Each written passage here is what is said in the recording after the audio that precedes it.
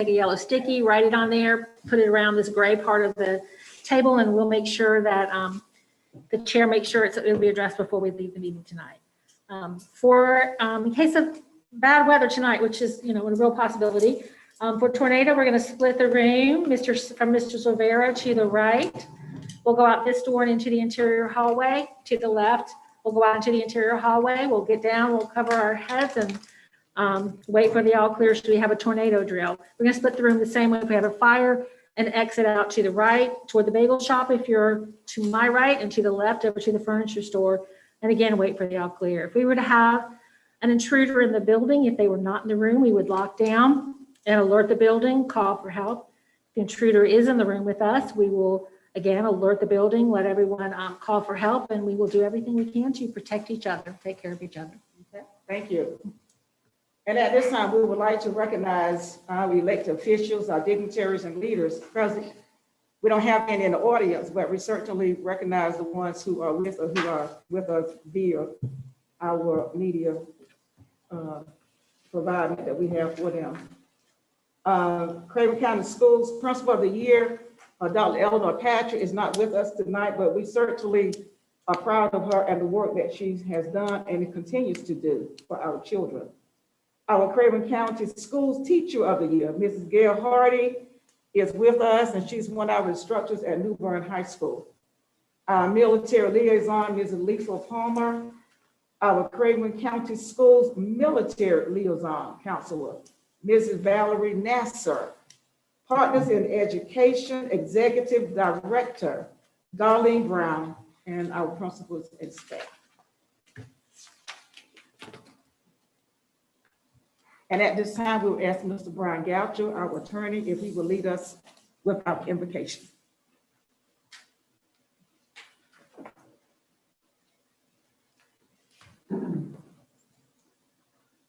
Board members, if you'll please pray with me.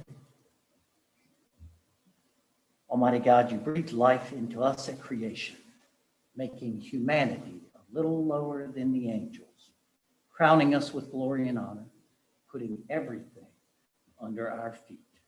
What a gift.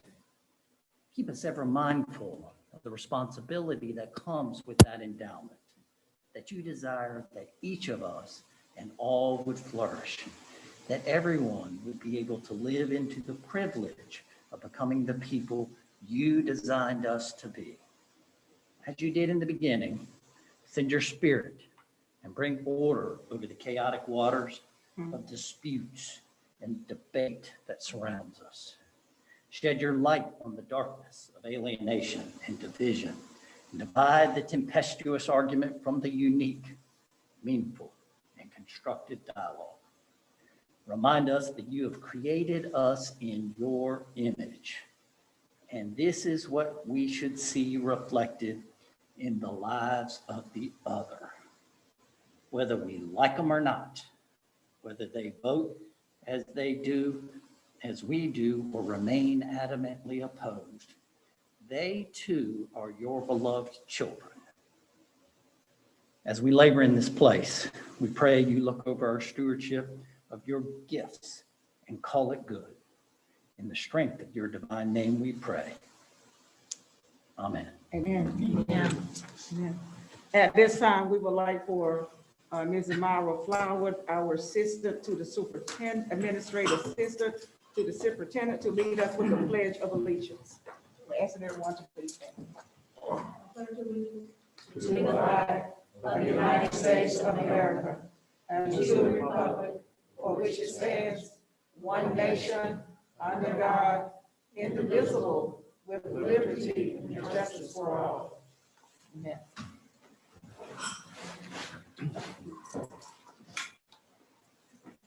And at this time, I would like to recognize our students from B&D Quinn, who will do our character word and our core value for this month. Our students are Samuel Ank, Courtney West, Kevin Reese, Jason Camp, Summer Irvin, and all the students are from B&D Quinn.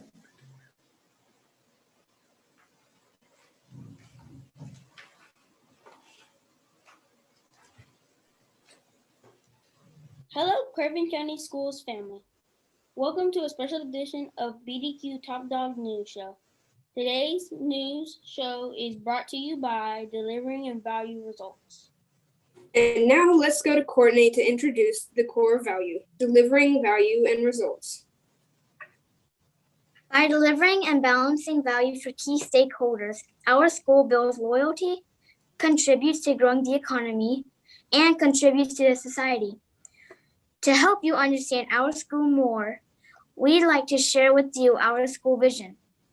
Bendy Quinn Elementary challenges all students as learners and prepares them to imagine and create a successful life. Values educators and supports them to inspire and spark innovation in every student. Leads in education and community engagement. And invites all students, their families, and members of our community to work together to empower our students to become successful. By leading and serving our community, nation, and world. It is important to communicate priorities, monitor performance, and analyze data. At BDQ, we use a variety of learning and assessment tools. Jason, what are a few ways our teachers deliver value through instruction? They've had extensive Marzano training and use different strategies like summarization and compare and contrast. They follow district pacing guides, utilize curriculum materials and remote instruction resources, and meet with district learning coaches. And how are the teachers assessing our learning? Our teachers use SchoolNet quizzes, exit tickets, and predictive assessment systems. We have some great teachers at Bendy Quinn. And some great students. Also, on today's news, we're spotlighting the character word of the month, good judgment. Summer, tell our viewers what good judgment is. Let's look at a good judgment in a fun poem. Good sense. Obedience. Oops, because we do all make mistakes, we need to be honest. Depth. Just. Understanding. Discernment.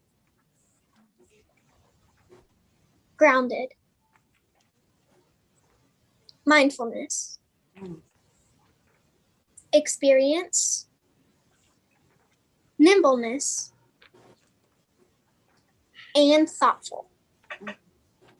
So Samuel, do you have a good example of good judgment? Yes, I have one that involves schoolwork. Let's say you come home from school and have a school project that is due the next day, and you have not finished it. Then your neighbor invites you over to jump on his new trampoline. Now you have two choices. You can go over and jump on the trampoline and hope you still have time afterward to finish your project, eat dinner, and get to bed on time. Or you can go ahead and finish your project first and then go jumping on the trampoline if you have time left. Kevin, which choice would show good judgment? Finish your project, of course. Always finish your work, then have fun. Because if you don't finish your project, you will have a failing grade, and that's not fun at all. Plus, you can always go try out the trampoline the next day. Well, thank you for watching our Top Dog News special edition, and thank you to our school board and district leaders for supporting us every day in every way. And now we leave you with the BDQ 3Bs. Be respectful. Be responsible. And be safe. Make it a great BDQ day. We'll see you all next time on the Top Dog News. Wonderful. We always enjoy hearing from our students. This was certainly another great presentation tonight. We are especially thankful and grateful that their vision is in alignment with our Craven County School vision. It means that all of us are on the same accord. And the young man said that they had great teachers. Then one said, yeah, we have great students too. So that we know that those two go together. Great teachers do make great students. They play a major role in having our students become great. And at this time, we're going to ask our Vice Chairman, Kimberly Smith, to facilitate the March Board of Education recognitions. Thank you, Madam Chair. We want to start by recognizing those students one more time from Bendy Quinn Elementary and remind them that we'll have special certificates for them. Those students that participated are Samuel A., Courtney West, Kevin Reese, Jason Camp, Summer Irwin, and they did a great job. And again, be watching for those certificates delivered for your great work tonight. At this time, I will recognize Board Member Carr Ipog to help us recognize Public Relations and Communications Department. Thank you, Madam Vice Chair. If I could have Jennifer Wagner come to the front. And Jennifer, is Ann here? She probably is. Well, Ann Verano Allison would also be up here standing with Jennifer because they're a team and they have a big team. This is one that I always enjoy, especially because I think all of us are aware. We see a lot of the work that's done that you see the presentation of it, but you don't see the work being done, and it is extensive. And so this is a nice recognition. The North Carolina School Public Relations Association, NCSPRA, is that NICSPRA? NSPRA. Okay, NSPRA, like Inspire almost, seeks to promote excellence and professionalism in school communications. The Blue Ribbon Awards program is one of the many NSPRA services that recognize association members for outstanding public school publications, excellence in writing, audiovisual presentations, photography, and other communication efforts. On February 5th, in the virtual NICSPRA Blue Ribbon Awards ceremony, 41 school districts were recognized for their participation, and 356 awards were distributed. The Public Relations and Communications Department for Craven County Schools submitted 6 entries for consideration for the 2020 NICSPRA Blue Ribbons Awards. The district won 2 bronze, 1 silver, and 3 gold awards for the following submissions: Digital Media Engagement, Free Meals on Big School Wheels, 1 bronze. Publications, Families in the Know, 1 bronze. Special Events and Programs, On the Road Celebrating the Teacher of the Year and Finalist, 1 silver. Electronic Media, Plan B Back to School Safety Protocols, 1 gold. Photography, Learning is Pure Joy, Strategic Plan Information Sheet, 1 gold. And Marketing, Celebrating the Class of 2020, 1 gold. And I believe was featured all over the country. So with these excellent awards tonight, we would like to thank all of our schools, their staff, students, and community stakeholders in helping to tell the story of Craven County Schools. Your contributions assist in sharing our vision to inspire students to imagine and create a successful life. We also would like to celebrate Ann Verano Allison and Jennifer Wagner for their amazing work over the last year and years. The high demand for communication has intensified during the pandemic, and they continue to meet this need, always with a smile and a high level of professionalism. So it's our pleasure to acknowledge you tonight and celebrate you.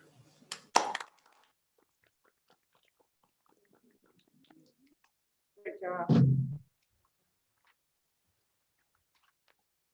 And now I'll call on Board Member Kelly Muse to recognize educators who were recently recognized to receive national board certification. Thank you, Vice Chair. We each remember the great teacher who touched our lives, kindled our interest, and challenged us to do our best. I remember mine. Great teachers exhibit deep concern and a love for children while conveying a passion for the subjects they teach and captivating their students with that passion. These teachers approach their work with creativity and imagination, constantly striving to improve. Created by educators and policymakers in 1987, National Board Certification is the highest credential in the teaching profession. A teacher-driven voluntary process established by the National Board for Professional Teaching Standards, certification is achieved through rigorous performance-based assessment that typically takes 1 to 3 years to complete. As a result of the National Board certification process, teachers, like professionals in other fields, demonstrate that they meet the highest standards for their profession through a demanding performance assessment. The Craven County Board of Education is proud to spotlight the following teachers who recently achieved National Board certification as an exceptional needs specialist. And those two are Alicia McIntosh from Newbern High School and Natalie Fabian from Havelock High School. Great job. We appreciate your hard work.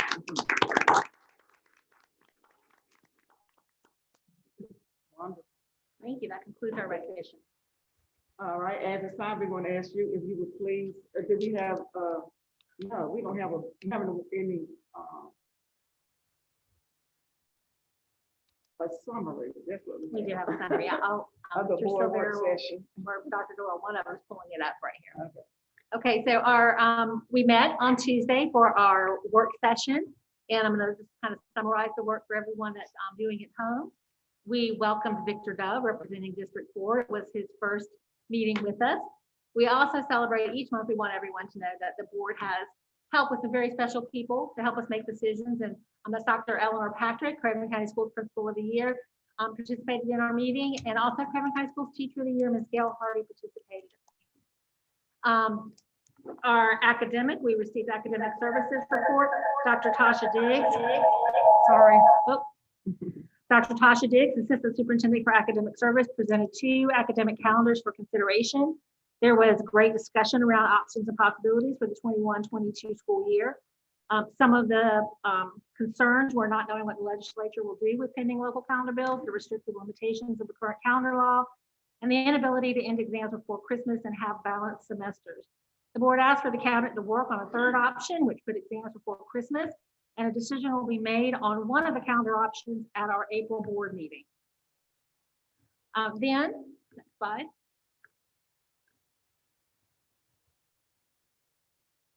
Here we go.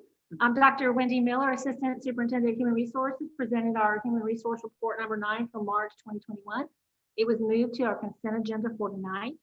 Dr. Megan Doyle, Superintendent, presented as a first reading revisions to Policy 2310, public participation at board meetings.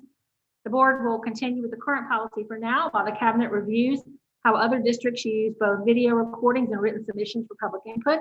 And this policy is, like all of our policies, really a work in progress. In our next one, there we go, roadmap to reopen update. Dr. Megan Doyle, Superintendent, updated the board on Senate Bill 220 and the current status of vaccinations for staff. She asked for time to get input from her principals on Wednesday and return to us on Thursday, which is tonight, with a recommendation for when and how to reopen schools. So if you're listening now, stay tuned. At the request of Board Member Kelly Muse, the board discussed Policy 2610 and the difference in the board's attorney and legal services used by the system. Board members Carr Ipock and Naomi Clark will work with the cabinet to benchmark how other districts acquire and utilize outside legal services at all levels. Then, here we go. After a closed session, in accordance with NCGS 143 through 1811, subsections A3 and A6, the board adjourned until March 18th at 6 p.m. And our final one just welcomes you to our March 18th board meeting tonight. That is cute. Gotta find you happy where you can. Is that your drawing? No, ma'am. But it made me miss the ones that used to hang on refrigerators that look like. We usually have a break scheduled for this time, but we're not going to have a break tonight. So at this time, I would ask, do we have any public input tonight? No, Madam Chair, we do not. Okay. We have none. Moving on to Dr. Doyle recommends that the Board of Education approve the closed session meeting minutes for the following meeting dates: December 15th, 2020 Board of Education closed sessions minute, December 29th, 2020 Board of Education special call meeting closed session minutes, January 19th, 2021 Board of Education closed session meeting minutes, and January 21st, 2021 Board of Education closed session meeting minutes. I would like to get a motion to approve these. All right, it has been moved. Has been seconded? Okay, I'm sorry. Somebody, okay. No, I thought you had any questions about it. Oh. Okay, you second. Yes, ma'am. Okay, second. It has been moved and second that the closed session meetings be approved for the following meetings that we just read. And at this time, I'd like to get a motion to adopt, first, I gotta vote on it. oh, I'm sorry, okay. All those in favor of these minutes, the closed session minutes being approved, let it be known by saying aye. Aye. Those opposed, let it be known by the same. Ayes have it. And now I need a motion to adopt the consent agenda for March 18th, 2021. So moved. And second? It has been moved and second that we adopt the consent agenda for the March 18th, 2021 meeting. All those in favor, are you ready for the question? All those in favor, let it be known by saying aye. Aye. Ayes have it. But those who oppose, you can say, you can vote too, but I think ayes have it. All right. I see, March 2021 discipline data. No, you're moving, that's the consent. It's superintendent's report. Okay, superintendent report. We're moving on.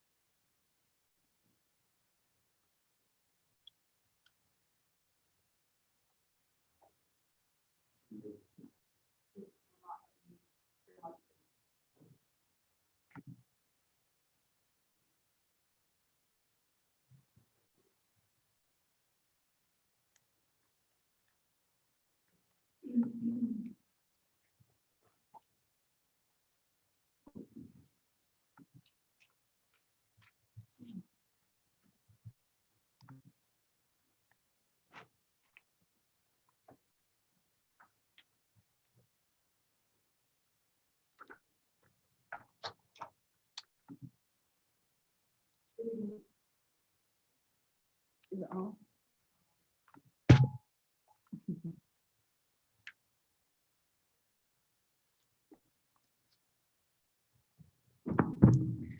Good evening, Madam Chair, Madam Vice Chair, members of the board. As you know, I spent some time at the Tuesday work session providing some updates to you about the recent legislation that was agreed upon and passed by the General Assembly, which was North Carolina Session Law 2021-4, which represented a compromise between the governor, the General Assembly, and as well as with input from the state superintendent and state board about allowing, first of all, encouraging all systems to return at least elementary schools to Plan A and middle schools to Plan B, but also providing the option for secondary schools to return to Plan A. As I mentioned during that presentation, I had anticipated and would like to get some input from our school leaders at the secondary level, and so I've done that, and I've created this presentation to provide an update. Just as a reminder, actually, hold on one second. Just as a reminder, we really tried to approach the work with COVID-19 around some specific values, and those values were, just lagging a bit, health and safety, learning, relationships, resiliency, and medical and health collaboration. And as you know, we've done a great deal of collaboration with our local health department, but also especially with our local school nursing team. There's been a great deal of guidance that's been provided, and this guidance has been updated pretty consistently throughout this process. This document that's in front of you, Lighting Our Way Forward, was last updated on March 4th. The DHHS guidelines have been updated continuously throughout the last 12 months as well. Just as a reminder to the public, we were charged with creating 3 operational plans for this school year. Plan A was how Craven County Schools started, and that was in all remote instruction. A reminder to our public that we spent the first 9 weeks in virtual instruction, and then transitioned on October 19th, our middle and elementary schools to Plan B. For our elementary schools, this represented, or it was a modified Plan B, I should say, because our elementary schools, kindergartners were going 4 days a week, and our 1st through 5th grade students were coming 2 days a week. Middle school and high school students were coming 1 day a week, and we gently transitioned those students to the extent we could possible with physical distancing and the requirements of the DHHS guidelines to 2 days a week where possible. We also tried to prioritize those students who were significantly physically or mentally and cognitively disabled for 4-day-a-week instruction as well. And I do want to acknowledge and honor that this has created a great deal of challenge for our parents and parents of students across the district, particularly those that are young or those who have students who have exceptional needs, to provide support to those students as they received instruction from their teachers. Often the parents, the caregivers, were the kind of the first teachers for them this school year, as they made sure that students were sitting in front of their devices, engaging with their teachers, completing their assignments. And so in some ways, it was a blessing for our school staff, for our parents to really understand what our teachers go through, but it was also a real burden to our parents, because they've really had to really connect everything, work, taking care of their homes, but also taking care and ensuring their students were learning. There have been multiple decisions around reopening, and the latest, as I mentioned, was the agreement that was reached on March 10th, 2021, that required all elementary schools to operate under Plan A, full in-person learning, which was defined by the state board this past Monday as at least 4-day-a-week instruction. And then middle and high schools would have had the option to operate under Plan A or Plan B. And just for the reference of our community, a survey was conducted of the state of North Carolina and all the districts, asking what Plan A should be designated as, 4-day or 5-day. And approximately the last set of data that I saw, so this is not the final word, but the last set of data I saw indicated that about 75% of the respondents indicated that 4-day-a-week was what they recommended.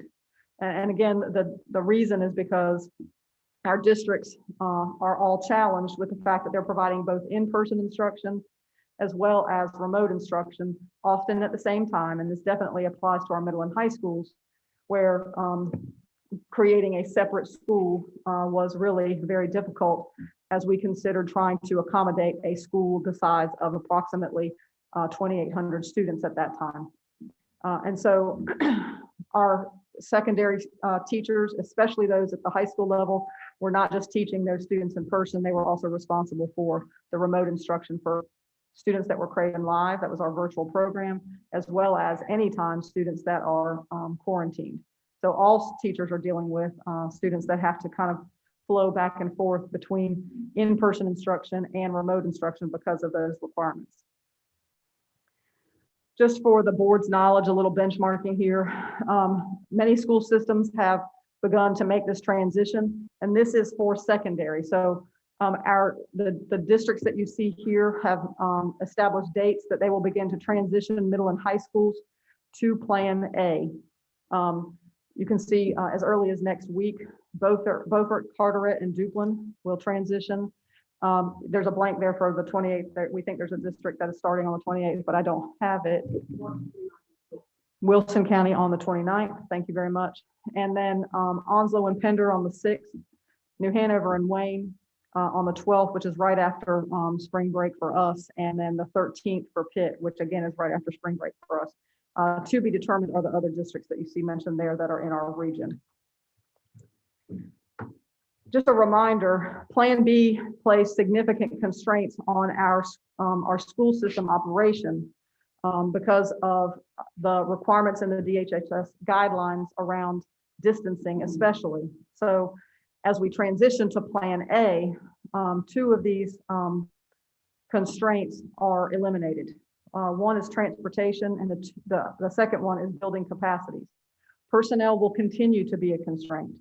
And if you've been listening to the news, you've heard this message sung by districts across our region saying that staffing has become an issue for multiple different reasons, to include the transition of students back and forth for virtual programs, the lack of availability of subs, teacher vacancies. There's been a number of challenges that many districts are confronting, but personnel will continue to be our challenge.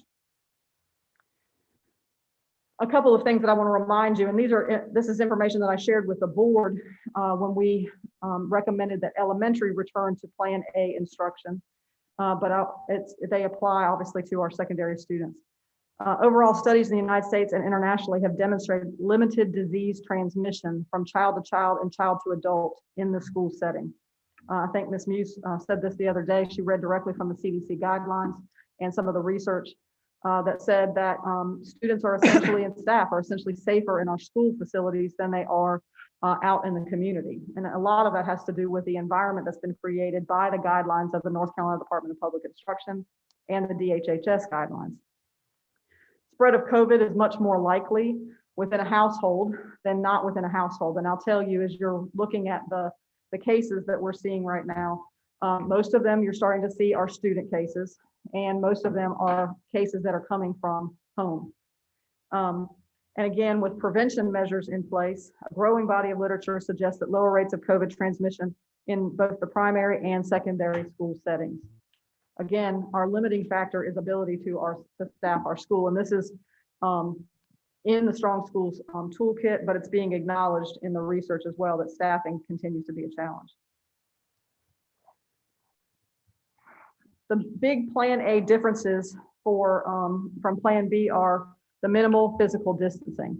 I do want to say, as I mentioned on Tuesday, that the DHHS toolkit still recommends distancing to the extent possible in the middle and high schools, but Session Law 2021-4 says we do not have to follow that requirement. There are requirements, though, about how we face students in the same direction in classrooms. Students are not limited to one student per seat on the bus. Again, no physical distancing will be occurring as ridership increases. I'll say, and Mr. Lee can add to this if he'd like, but our ridership has been down since we have gone through the pandemic this school year.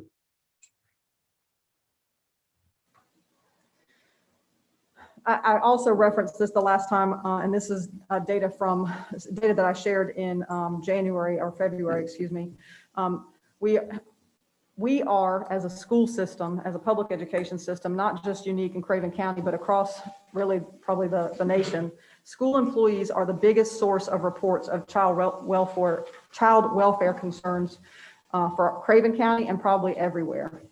We're the ones that make those reports. In fact, we have statutes that require us to do so.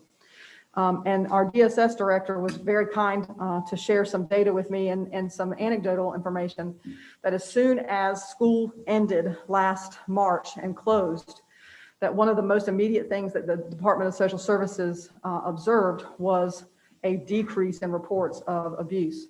That does not mean that abuse stopped.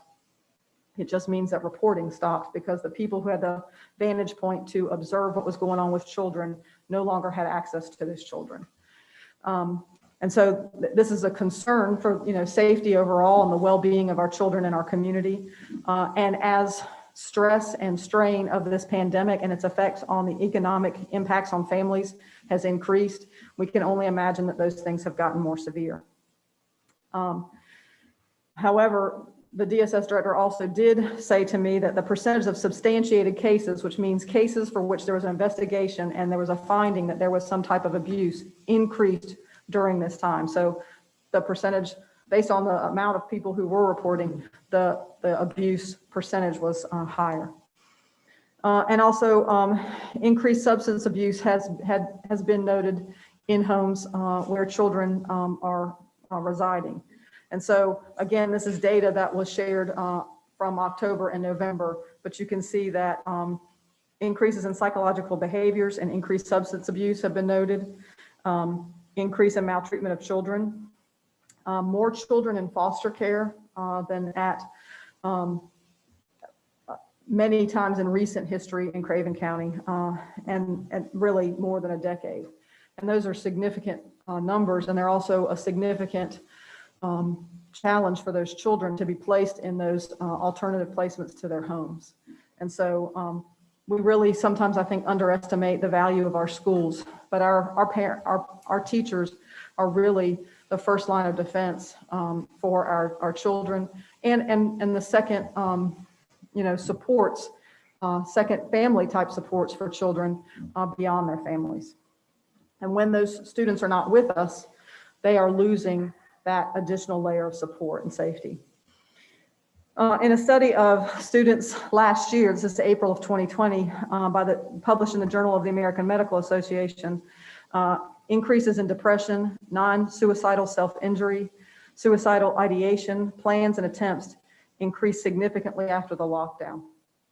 And student achievement, obviously during school closure, exacerbates disparities that already exist among socioeconomic status, race, ethnicity, and gender. And we can't afford those disparities to continue. So we met with our school leaders on Wednesday and did a force field analysis to identify what was driving us to consider bringing middle and high school students back to school.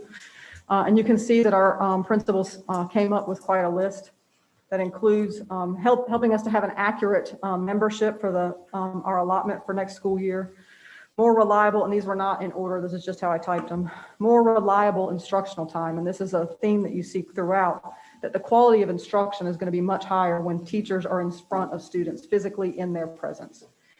Better access to more students for technology. We know that we have wireless or internet connection problems in some parts of our county, both in the Northwest and the Southeast.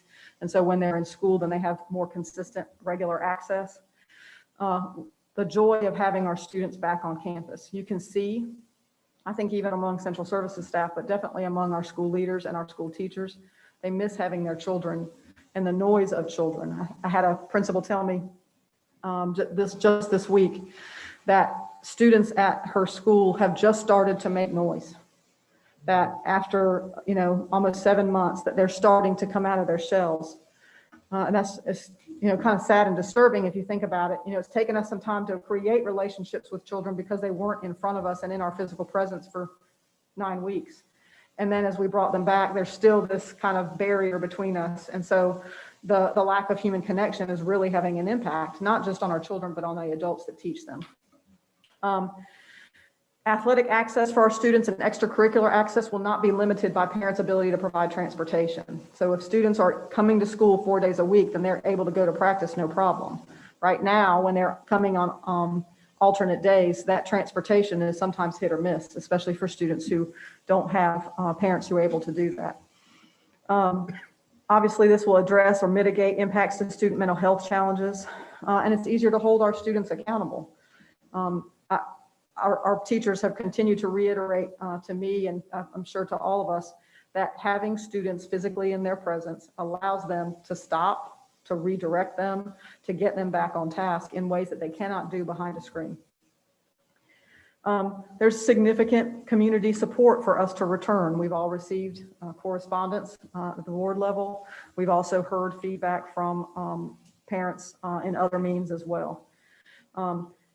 Many of our schools have started tutoring programs, and so this will ensure that those students can have access, kind of like to the extracurricular activities, to those tutoring programs after school because they'll be with us. And this demonstrates for the fall our commitment to return to in-person instruction. At the same time, though, our principals did identify barriers to returning to in-person instruction.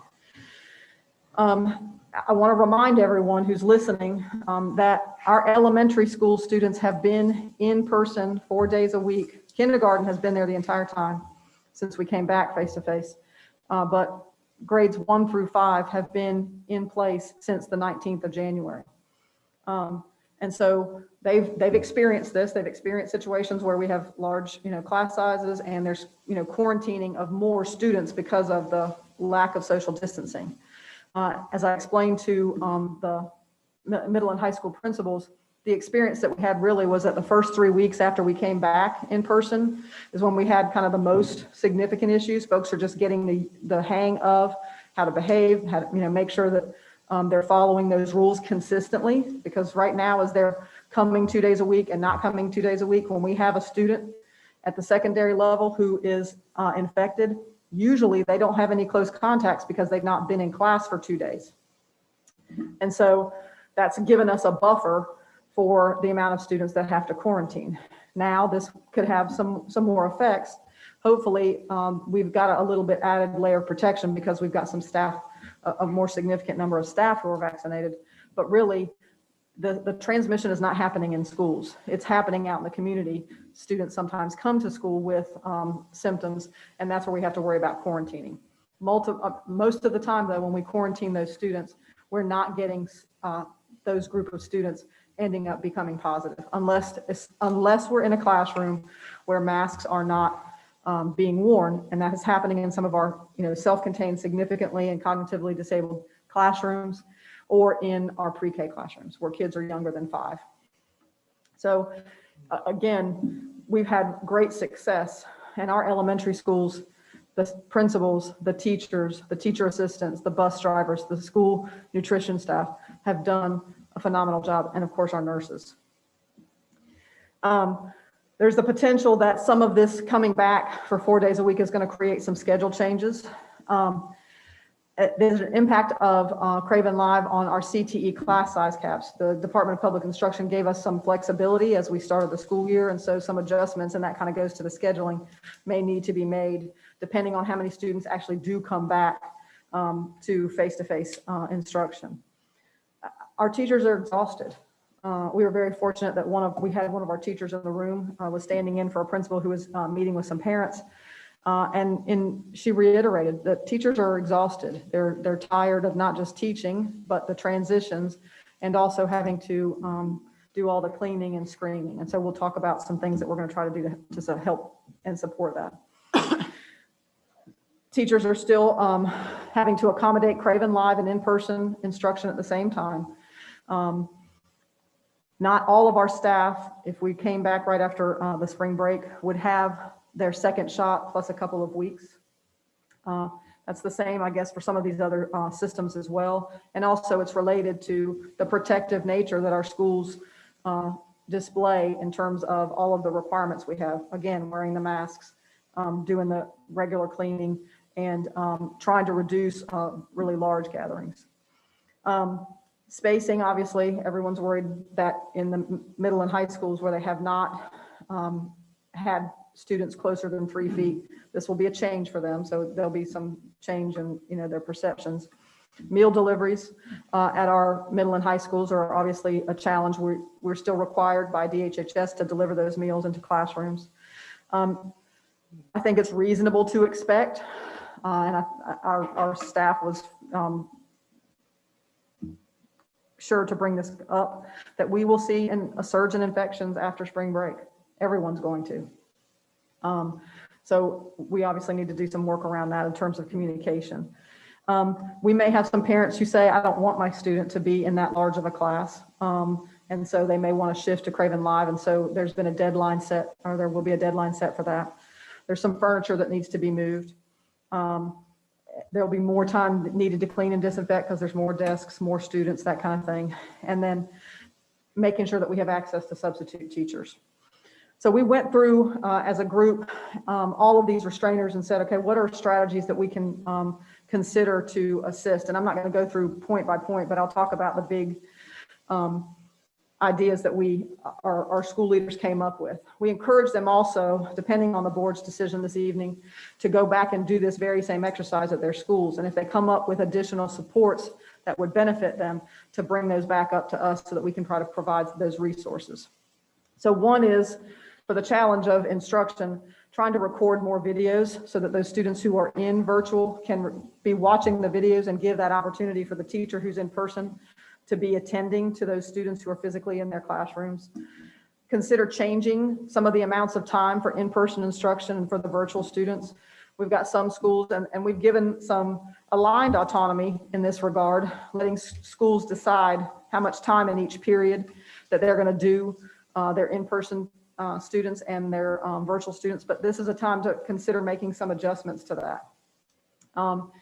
Providing additional personal protective equipment for teachers who want it when they are feeling a little bit uncomfortable about the physical distancing. And I have to say, we're going to continue the contact tracing that we've been doing at high levels of effectiveness. Our nurses have just done an amazing job with this. We need to continue to communicate, and you'll see this a couple of times, communicate our expectations. We need to make sure that folks understand that there's some difference between the law that was passed and the DHHS guidelines. There's also difference between what we can do in the regular operation for instruction and other events. And so we need to be really clear about that, for example, the athletic requirements are different from the instructional requirements, are different from social activities. And so we need to make sure that those types of things are communicated well. We need to communicate reminders about observing safe practices while students are on spring break and upon returning to school. We're going to look at hiring some contractors or some temporary employees to help us move furniture, so that's not a burden on our schools. And we're going to authorize additional substitute teachers to be used, just to go ahead and say, like, if I've got 2 substitutes that are regular subs at my school, I'm just going to say to them, if you're willing to work until the end of the school year, we're going to go ahead and need you 4 days a week until the end of the school year. And then those schools can use those subs for assisting with disinfection, providing coverage, anything that the school needs and teachers need to make the burden a little lighter. And then using teachers during planning. It could be at the end of a period to provide some support with meal delivery during 3rd period, for example, or with cleaning. So you can see that our principals had some good ideas, also had some good feedback for us about some things that we can do to support as well. With that, I asked the principals at the end to give me a range from 0, I don't feel comfortable with this, to 10. I was ready to go back in person normal on August 12th. And I had a number of 10s, a number of 8s, a 7, a 5, and a 3, the majority being 7 and above. So only 2 were below, 5 or below. And that demonstrates the readiness of those school leaders to come back. Some of you may be thinking and asking, why didn't we go to teachers? And the reason is because when we went back for elementary, we did not go to teachers to say we want to give a vote. We're trying to use the science to help us make decisions about what is best, and make sure that we're reiterating that the protective measures that we're taking, wearing the mask, doing the cleaning, and observing those safe practices are going to make a difference for our health and safety. And also to acknowledge that the number of our staff that has indicated that they want to take the vaccination. Everyone has had the chance to get at least their first shot. And the last section of our staff, which will be about 300, I said that wrong on Monday or Tuesday, about 300 will be getting their last vaccination right as we come back. So with that, I do want to remind of one more thing. We also asked the principals what date they felt would be the best date to return. And I just asked for proposals, but they came to consensus pretty easily about a date, and they had some good rationale. One, they wanted to make sure that staff had a chance to get back into buildings and get acclimated to the buildings after spring break with a regular schedule, and then have the time to transition. And so they recommended, again, consensus was the 15th of April, which will be that Thursday following spring break. So that will give schools a little bit of time to do this this full kind of cohort of students at one time for 2 days, have some time to kind of regroup and then make adjustments and then start the full week the following week. I do want to remind folks who are listening that we are continuing to use our school status warning system. I'm sure Ms. Wagner loves this. Every night she gets to send a notification to our principals about where they are. And if you've been following our website, you see that these numbers have really stayed low in terms of the impacts to our staff, and our lights have been green, which has been very encouraging. There's a huge data requirement with the ABC Collaborative, that part of the general statute that was passed to enable schools to go back. We'll have to kind of adjust the data that we create to send it to, I believe, Duke University in Carolina, who are doing this work, in the event that we wanted to say that we needed to make a recommendation to close the entire system. We've not been in that situation since February, where we even had to consider closing a school. So just a reminder, though, we have a signaling system, red, yellow, and green. Green meaning we're doing good. Yellow meaning we're getting close to about 1/3 of our staff that is quarantined or has some infection. And then red would be over 30%. So we'll continue to use that system. As we come back after the break, if we have a school that has a significant impact for whatever reason, then we will have to enact this system to make a decision about school closure for some period of time. Again, we are constrained by the number of teachers that we can provide. So with that, based on the feedback that we received from our school leaders, I would recommend that we return middle and high school students to Plan A beginning on April 15th. As I said, it will enable schools to start after spring break and complete some transitions of furniture, materials, that kind of thing, and allows health staff to assess the impacts of spring break on infection and quarantine rates as well. So we'll know by the time we get to that Wednesday where we are with staffing. So that's my recommendation to the board, and at this time I'll take any questions that you have. Ms. Neese? Dr. Bull, for our CTE courses, like for our Craven Live kids, are they taking the full gamut of CTE courses that are offered So virtually? The Craven Live students obviously can't take those classes where they are required to have some in person, but I'm going to actually defer to Dr. Diggs if she wants to provide any further clarification. She's just looked at me like I'm crazy.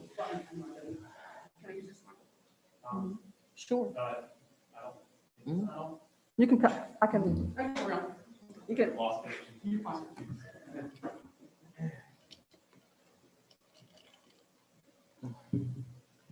can use that one or this one, whatever you see. So you were asking if they were able to access all of the, Yeah, I mean, so like, I know like for us, for our CTE program, kids that opt to either participate in the virtual school or to participate through remote learning, but I think now they have to either be in the virtual school or be in school with us. They can't take that whole gamut of courses. correct. So the only thing that they are allowed to take are like the business courses because they don't have to physically participate in a lab. Is that what you guys are Right, they doing have here? there's a wide range of ones that they can take, even like the foods classes and culinary arts, the students are able to do those. There are some, I think it may be And what about their firefighter. serve safe certifications and that kind of stuff that they need to take in culinary? There are ways that we could, for them to come in and do the assessment.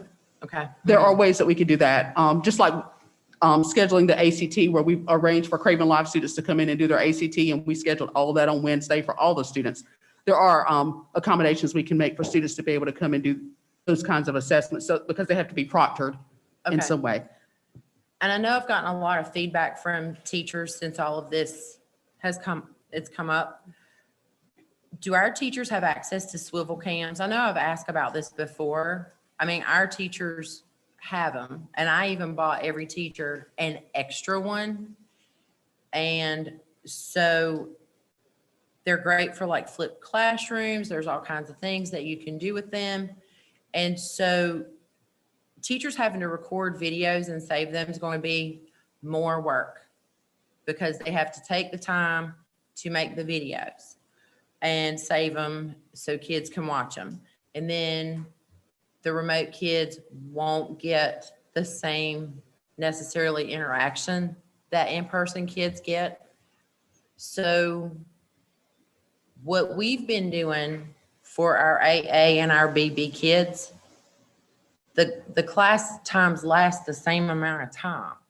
So could our Zoom kids be on Zoom for the same amount of time our in-person kids are? I mean, a school day is a school day from 7:30 to 2:30, right, for high school kids? Yes. So if they had swivel cams, why can't the kids just be on Zoom at the same time? You mean for the entire, what the For normal the class entire period class would be? period. And I think the pushback that we have gotten, even starting the school year, was the amount of time that those students would have to be on screens. Because then they would be on screens for 6 hours if they were there for 4 90-minute class periods, for instance. Then that's them being logged into Zoom during that time period, which was the reason we sent out the guidance about how much synchronous time and then asynchronous time. So those students would not have to be on screens for the entire day. I get that, but we've got to get them back. And our teachers are dying. I mean, I had a teacher on the phone with me last night for 2 hours in tears. And they are really, really struggling to figure out how they are going to get all of this done. Record videos, teach in person. And you know, a lot of our teachers are parents too, and they have their own children that they have to help with homework and cook dinner and do laundry and walk the dog. So we have to take that into consideration as well. I mean, I want kids back. I've been wanting kids back in school. But, you know, I've done some benchmarking sitting over here too. And everybody wants to talk about how all these districts are having all this trouble with all these vacancies. And here, once again, New Hanover has 74, 20 of those positions are licensed. Craven County has 141, and we have 62 licensed vacancies. Beaufort County has a total of 39 vacancies. Brunswick County has 67 vacancies, and 28 of theirs are licensed positions that are vacant. And Lenore has 40, and Carteret County has 19 total vacancies. Our biggest issue is staff and lack of it. And it's been that way for a long time. And I understand, Dr. Miller, that not all of our vacancies are right now today. We've got some pending vacancies that are coming up the end of May. People are leaving. We have got to make Wanton Craven County schools to be a place that people want to be. And it's not, because I've had several people call me that's left here and they're not getting out of education. They're getting out of Craven County because they're working in my district. We can carpool. So we're going to have to figure that out. I mean, and to me, it's become a crisis. And that's all I've got for you guys on this. But I do want our kids back in school, but our teachers are going to need some help. Ms. King? Okay, my question, I forgot how I was gonna add it, put it now. This is a lot of work, and I do appreciate us starting mid-April, for a couple of different reasons. Because this is gonna be a shift, not only for, leadership, but for teachers and parents as well. So time to get some kinks worked out is what I call it, is definitely appreciated. My question, one of my questions is about the fluidness of decision-making. Meaning, if I'm a student and I decide by April the 1st that I'm coming back to school. I've been remote since August. Now I've decided I'm coming back. I go in Miss King's classroom, first couple days, I'm a junior or a senior, and I said, this is not gonna work for me. Okay, so how fluid are our decisions gonna be as far as allowing kids to enter and exit the building? So obviously, we've gotten some ability to set some dates based on the Department of Public Instruction guidance and that type of thing. We also want to make sure that students are successful, but we're going to really try to hold to those dates. There's a lot of principals who've already reached out to families and said, you can't be remote anymore. I mean, before this decision was even contemplated, you've got to start coming to school because remote instruction is not working for you.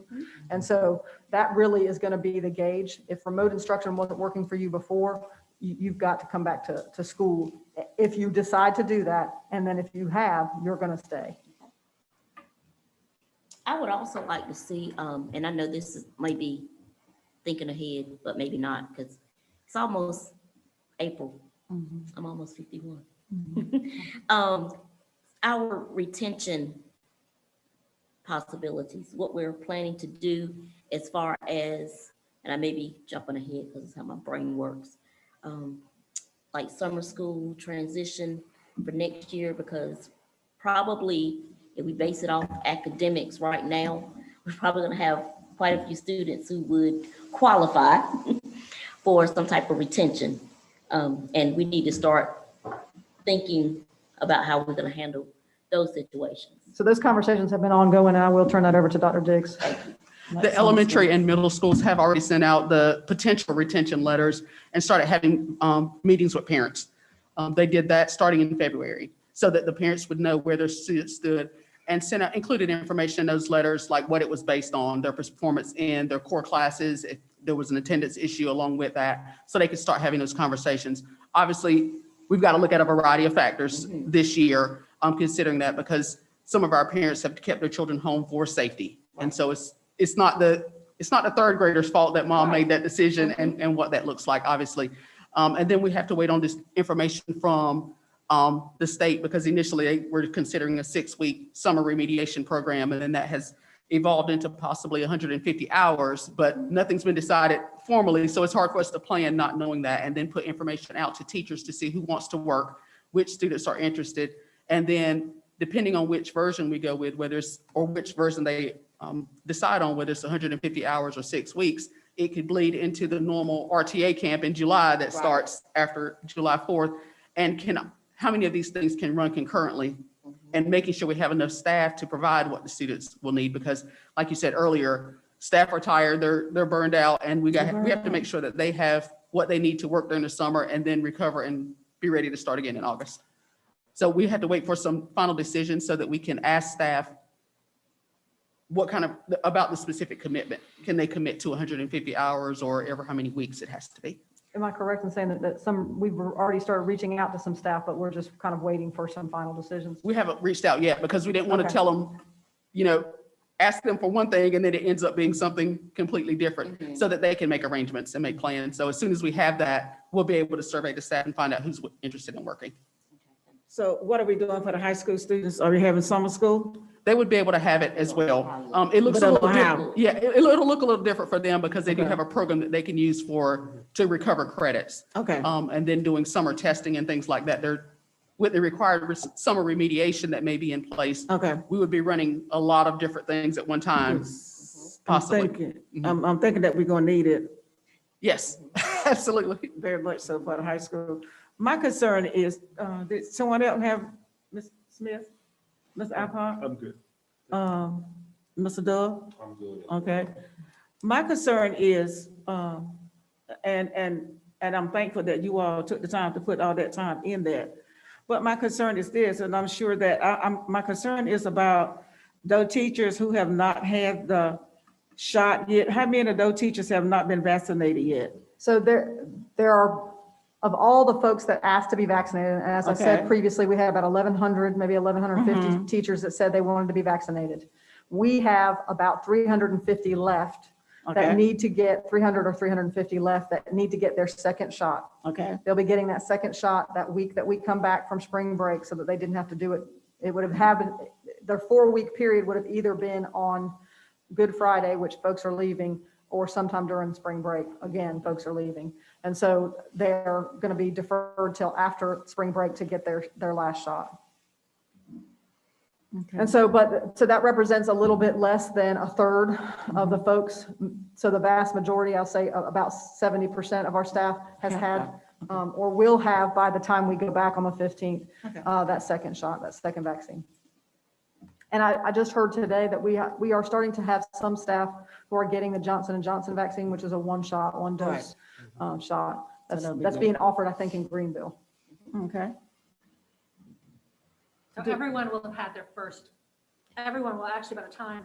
Everyone has had their first. They will all have their second, everybody that wants it. Yes, with the exception of people who, between the time they signed up for the shot and they had the opportunity to get their first dose, got COVID, and so they have to wait that 90-day period. But we were anticipating that they have some protection anyway. Do we have any more questions, comments about this?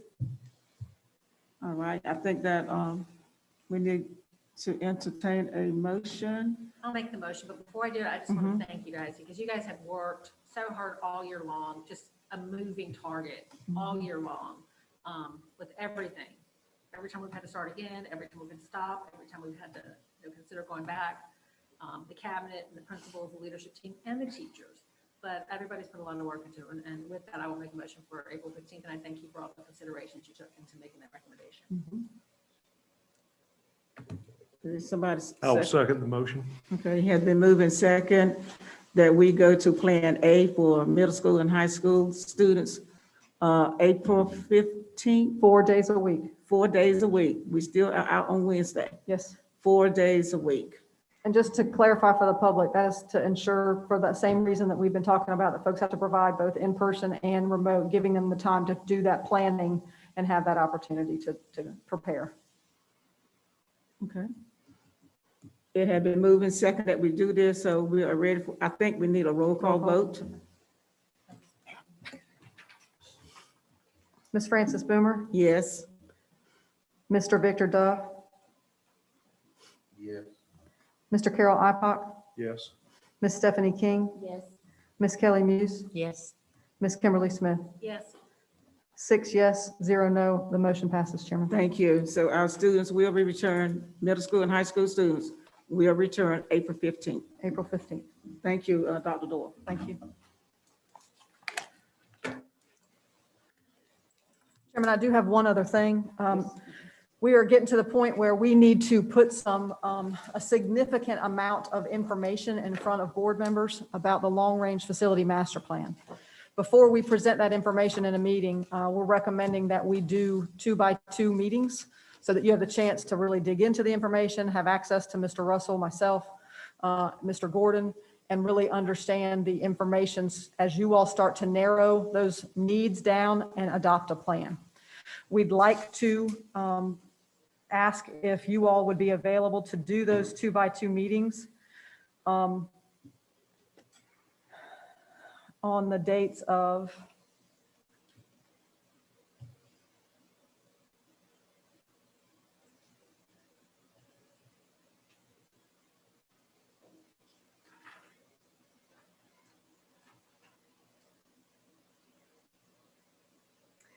the 30th in the morning and then sometime the 31st all day. So this will be the week prior to spring break.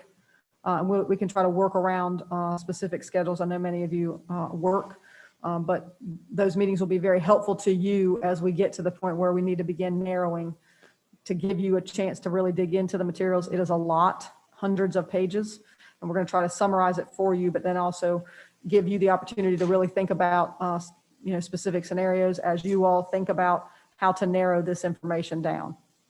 Are those 2 dates, the 30th and 31st, available to the majority of the board so that I can work with the chairman and try to schedule folks I can do Oh, the into? 31st. I can't do the 30th. Okay.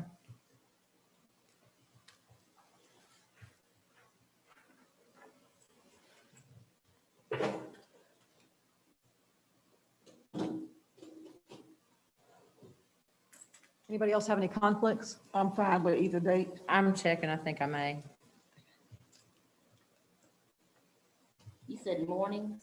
The morning, but all day on the 31st, so we can do an afternoon if we need to.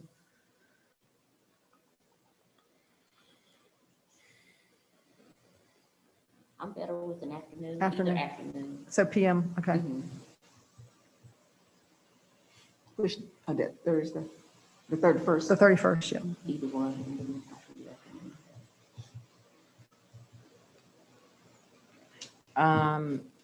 The 31st won't work for me at all. Are you available at all on the 30th? On the The day before, the on morning of the 30th I 30th? am, but the 31st I'm not available Okay. at all. And see, that is my spring break. Okay, so you're on spring break. We can try to accommodate a different time if that would be better for you. The 30th is fine, but the 31st won't work for me at all. Okay.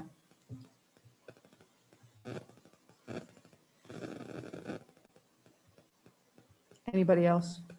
So what I'll do is I'll get with the chairman and then we'll try to schedule those times based on when you're most available. Okay? we'll send that information out to you in the next day or so. Thank you very much for your consideration. And that's all I have, Chairman. Thank you. Under the chairman report, we asked Ms. Smith if she would have a discussion of the board work or. Yeah, it's just, this will be reported monthly, and you can look in there and you can look at the data. It's just really general data, breaking down where the concerns come from, type of the feedback, what was sent to the full board. Were we able to help them with their questions? Let's see, and the area of where it came from, the student, parent, teacher, administrator, and if we were able to address it or not, if we got help from admin on the ones that needed to be referred, and if we needed to address it at all, and then you'll see the general area of concern. So this will be the way, Mr. Dove, when I sent you that link yesterday, that's what, if you put it on your phone, like I have mine on my phone, so when I see someone, you can just enter it right in there before you forget. Yeah, I Click on saved it. it to my desktop on my phone. Yeah, and you can just enter it in, and it's really helpful. And the point of it is for us to be able to just glance at, see if there are any trends, and also, we set our goals, our own personal goals from this sort of thing. So if we have areas where we need concern, we'll be able to do it moving forward. So, we don't need to spend much time on it, but just know that it'll be there under my goal work. It'll be there every month. So whatever's put in, like this goes through the 15th, whatever was put in by the 15th is here. So, next month, whatever day I get it to the, whatever day I send it in for the agenda, that'll be where it cuts off, for that month. If anybody needs any help, just, you don't tell me now, but if anybody needs any help or tutoring or figuring out how to get it, just let me know. I'll be glad to help everybody figure it out, because this is real important. It's our work, so it's real important that we try to use it. And next month, we'll probably start going through each of the goals that everybody has. Mr. Dove does not have his yet, but we'll probably just go through each goal and just kind of ask, where are we at? What's the plan moving forward? Just kind of touching base with everyone and their goal. With that, I'll turn it over to Mr. Ipock and his goal. Okay, thank you, Ms. Smith.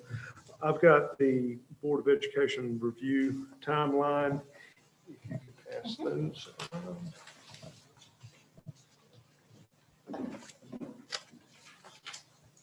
Thanks, Carl.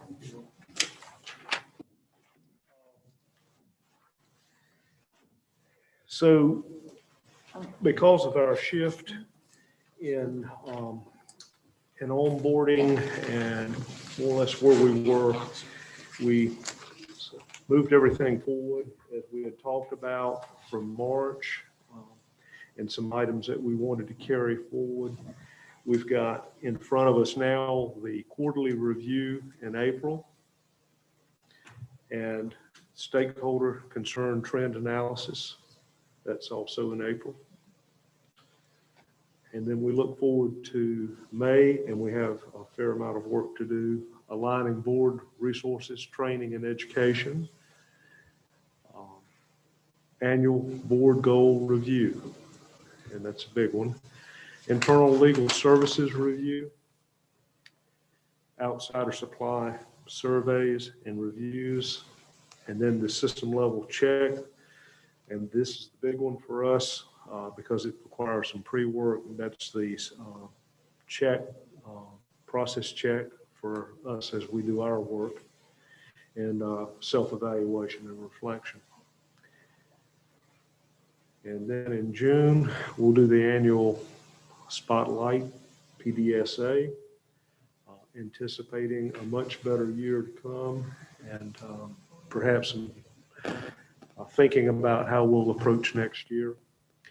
Board Procedures Manual PDSA, the quarterly organizational reviews again in June, the stakeholder concern trend analysis again,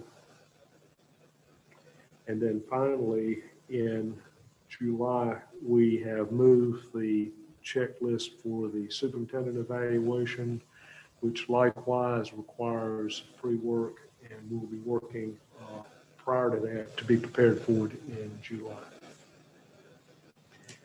And that's where we stand right now. We can loop back and look at how the schedule lays out for August and September, October, November, December of the and February of the new year, because it is pretty much going to try to stay as much as possible with this rotation Unless we, as we do PDSA, we sometimes find that we need to make an adjustment. But does that seem satisfactory to everyone at this time? Okay, so this goes into the board manual. Yes, do you have your manual? Did you get a manual? Great, so That's this, the manual that I received, yes, ma'am. so when we did this part of the meeting, you get a new sheet like this, just pop out your old one and put this one in. Okay. So, if we could I ask I remember I used to laugh at, I think it was maybe what was asked us, but could we get them hole punched? Yes. Because it'd be so much easier to pull it out and that way, slide it in. Thank you. And that's it for the goal work. But again, next month we'll go through, we're gonna try to get in the routine of just touching base on everybody's goal work each time. Mr. Dove, we're gonna find you goal. We're gonna let you get settled in, find out what your interests are and try to find a goal based on our work, because some of our stakeholder feedback will probably show us another goal and opportunity for us to take on. Okay. And that's it, Madam Chair, for our goal work. Okay. Okay, the last, this is concerning we have an addendum. Craig, would you pass that to Mr. Yes. Mr. Lee, please. Okay, thank you. We said that we wanted to do a resolution opposing the partisan board of the elections in Craven County. And you said you have a copy of the draft for this resolution. And I would like for Dr. Doyle to read this resolution for us so that everyone else can hear it. It might be helpful for the public if somebody just kind of summarizes what got us to this resolution. All right. The county commissioners in their last meeting, work session, have decided to do a resolution which says that they want the Craven County, the Board of Election, the voting process to be partisan instead of nonpartisan, which is what we are doing now. And so we decided that we want to continue to be nonpartisan and not partisan. And so we ourselves we are doing a resolution as well, which outlines our reason as to why we are opposing nonpartisan as opposed to being partisan. Opposing, we want to be nonpartisan, Right. and not partisan. And so this is why we did this resolution. Chairman, would you like me to read it to the I record? will, please, thank you. Resolution of the Craven County Schools Board of Education opposing partisan Board of Education elections in Craven County, 2020-01. Whereas the Craven County Board of County Commissioners began a discussion to consider adopting a resolution to send to the North Carolina General Assembly to advocate for partisan school board elections in Craven County at their March 15th, 2021 work session. And whereas North Carolina Session Law 1967, Chapter 972, create a uniform system for the nomination and election of members of county boards of education in all counties of the state, either by partisan or nonpartisan basis. And whereas North Carolina Session Law 1995, Chapter 67, established that the members of the Craven County Board of Education shall be elected on a nonpartisan basis. And whereas Craven County Board of Education is one of 115 North Carolina local public boards of education, and whereas of the 115 local boards of education in North Carolina, 77 of them are elected on a nonpartisan basis. And whereas in Craven County, as of March 2021, of the 67,819 registered voters, 20,146 are registered as Democrats, 25,247 are registered as Republicans, 21,853 are registered as unaffiliated, and the remaining 573 are Libertarian, Constitutional, and Green Party. And whereas Craven County is composed of a population of registered voters who represent no majority, and whereas any registered Craven County voter who is unaffiliated that runs for Craven County Board of Education in a partisan setting would be required to file petitions signed by 4% of the registered voters in Craven County, a burden that is significantly greater than a person who is filing for office with a party affiliation. And whereas Craven County's Board of Education represents the diversity of gender, race, and ethnicity of the children and adults that compose the population of Craven County. And whereas 21% of the students in the Craven County school system are federally connected, and one of Craven County's largest employers is Marine Corps Base Cherry Point. And whereas the Hatch Act prohibits federal employees from running for partisan office, which would prevent this significant proportion of our local population from being represented on the Board of Education.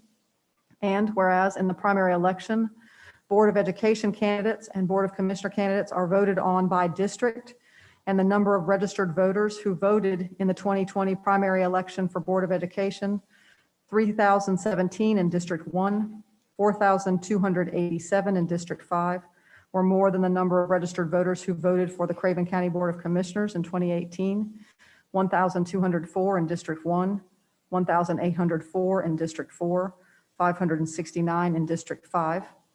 And whereas in the general election, Board of Education candidates are elected by a majority of the entire county's voters, and the Board of Commissioners are elected by majorities in the 7 smaller districts. And whereas the number of registered voters who voted in the 2020 general election for Board of Education represented 41,385 for District 1, 43,815 votes for District 3, 43,857 for District 5, and 42,582 for District 7, were significantly higher than the number of registered voters who voted for the Craven County Board of Commissioners in 2018, 5,417 in District 1, 4,520 in District 2, 2,970 in District 3, 5,220 in District 4, and 1,875 in District 5, 2,770 in District 6, and 6,984 in District 7. And whereas Craven County Schools has been led by a nonpartisan Board of Education since 1996, and this decision was initiated after a community visioning process that began in 1988 and represented the hopes of the Craven County community for its children and the leadership of the school system that served our children. And whereas the current vision for public education in Craven County, created by a 62-member representative community stakeholder group, states that our school system invites all students, their families, and all members of the community to work together to support public education to the benefit of our students, our community, our nation, and our world. Now therefore be it resolved that the Craven County Board of Education formally opposes any legislation which would make school board elections in Craven County partisan.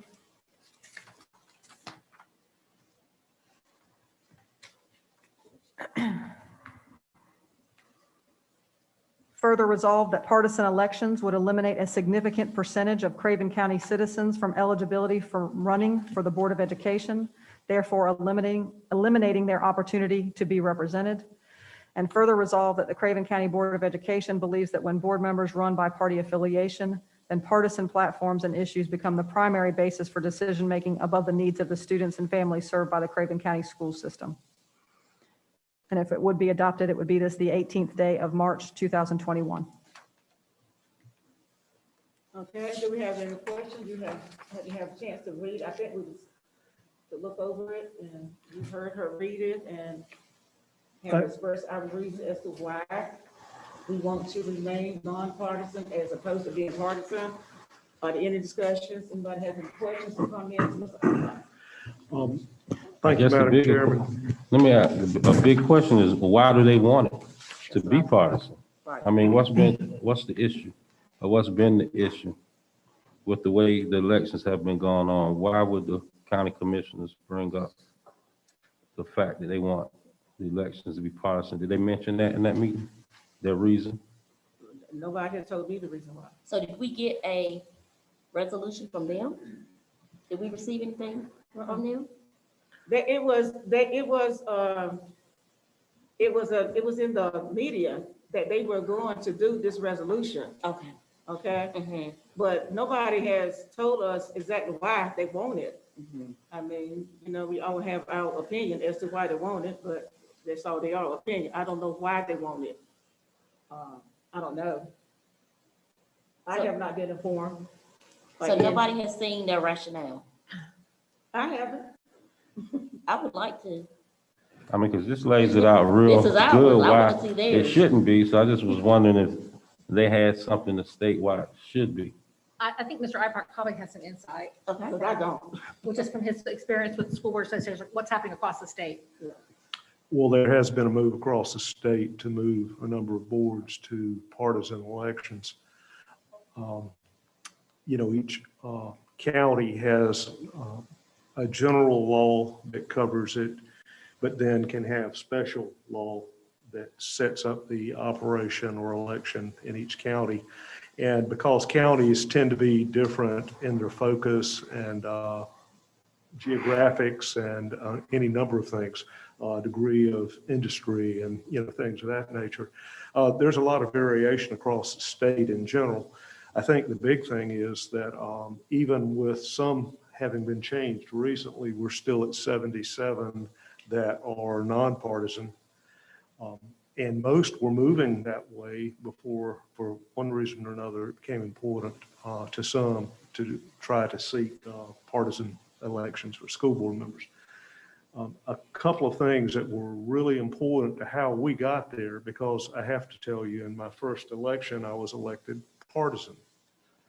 And it was after that that the chairman of the county commissioners came and asked me, because at that time I was chair of the school board, if we would be interested or if we would support the idea of being nonpartisan. And we came back to the board and had a discussion. That was the first that we had heard of it.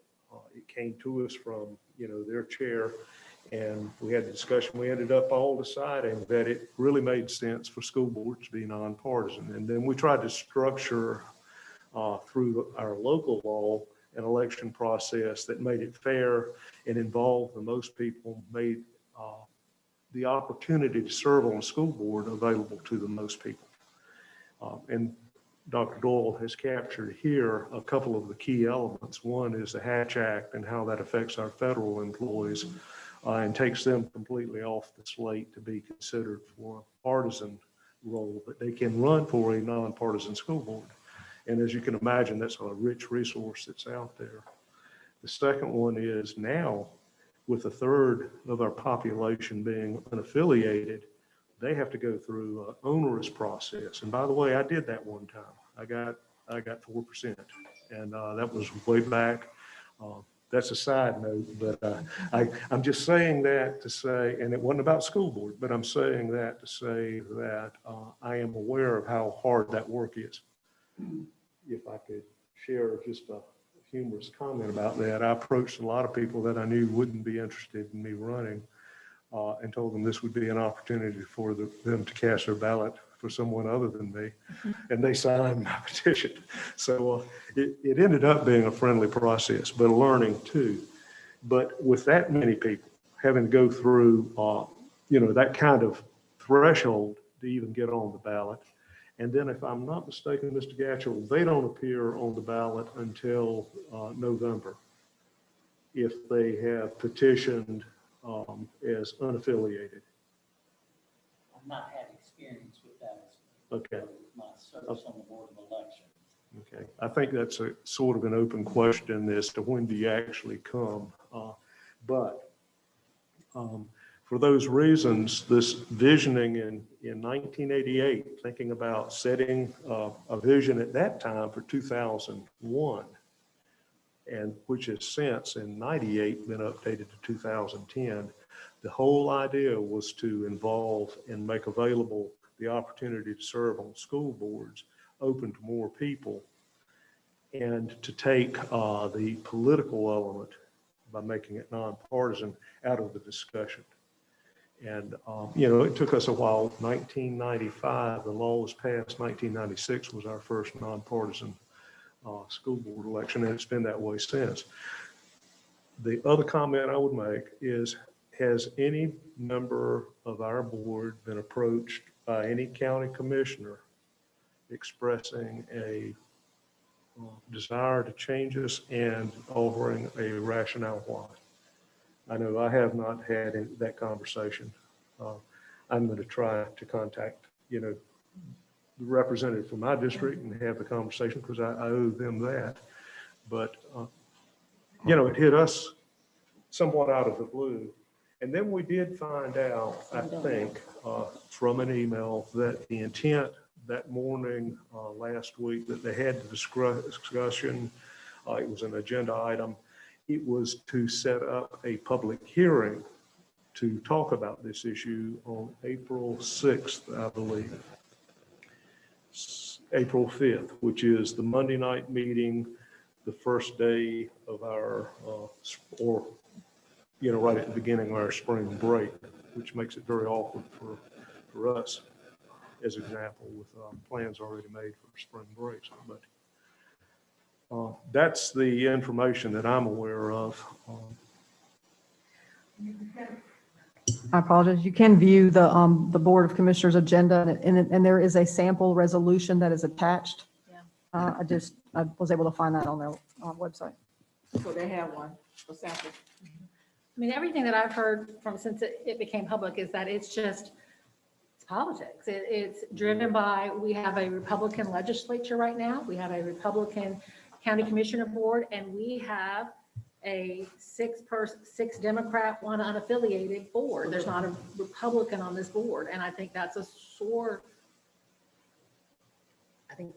point for them, but they just, it's not like they haven't tried.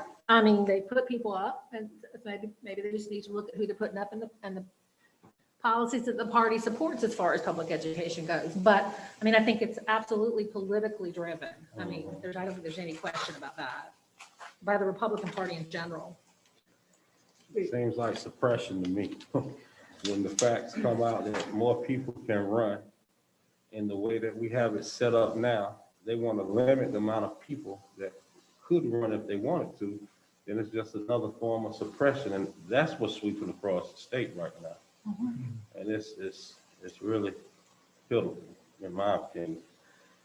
And I really think it's important that we try to help somehow the public understand what this is, because like I was talking to somebody today about it, and I just knew this person understood how our elections were, and when I said to them it would put us put the school board partisan, she was like, well, what would that mean? And I said, it means that now you go to the ballot, and if you pull a straight ticket, you still got to go down, you got to pull, you got to vote for the judges, you got to vote for the school board. I said, so this would change it where if you pull a straight ticket, you're going to pull your straight, Democratic Party, but it also changes the whole dynamics of the people that, that run, and that, Motivations for running, yes, perhaps. Yes. So, if I don't want to go too long, but if I could have just one more comment. Way back when I ran for school board, I was approached by people assuming that, it was a stepping stone to move to some other office. My experience has been school board's probably not a good platform to prepare yourself. I think it definitely prepares you, but to make you acceptable, for another office, there are going to be a lot of people that aren't always happy with the decisions that you have to make. Because let's face it, the things that we get to weigh in on are the hard ones. And there's always going to be two sides to it, and someone's going to walk away not quite so happy, even if it has to do with your school calendar and things like that. But the other comment that to me, it's a very ironic situation, because although the county commissioners, they're partisan, and the controlling party elects the chair and the vice chair. And that doesn't change. That's just been there for as long as I can remember. On our board, we don't have to consider, or we don't consider party decide who is chair or vice chair. And probably the best example of it was in our last chair, the previous chair, their affiliation was different than 5 other members of the board and 1 independent. And it had no bearing on picking a person to be in that seat that we felt like best represented our need and support for Craven County schools and teachers, children, families, staff here. So I really don't enjoy their model because I don't think it works well, and especially in an education setting, works well for our families and our children. Okay. And can I say one thing and then I'll stop too? For me, it is so much more, it's more about really our country and the fundamentals, things that we value.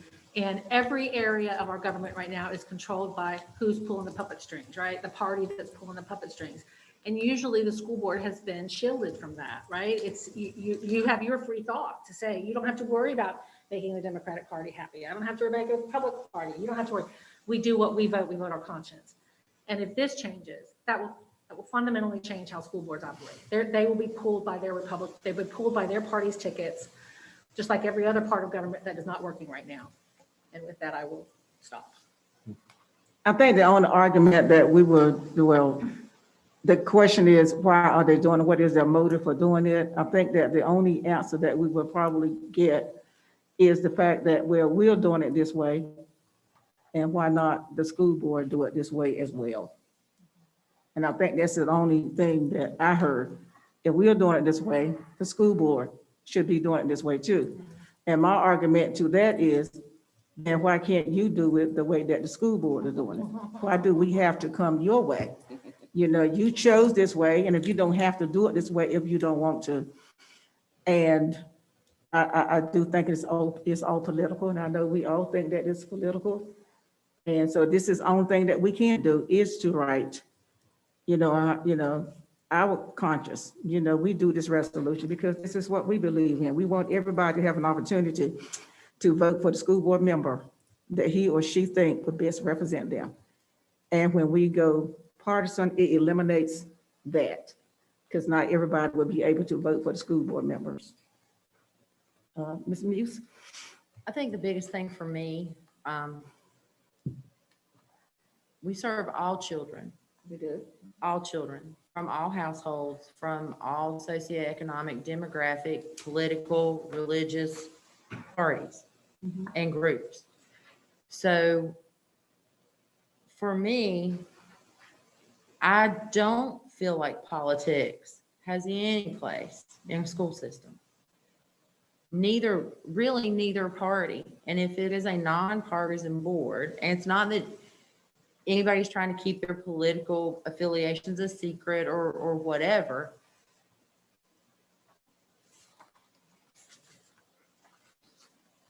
but politics do not, there's two places for me that politics do not belong: in my church and in my child's school system.